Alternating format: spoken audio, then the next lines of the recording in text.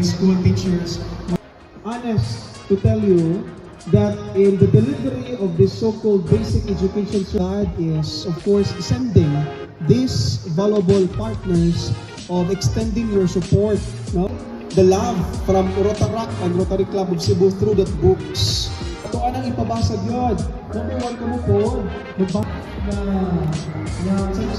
na inspiration na ito anang na computer.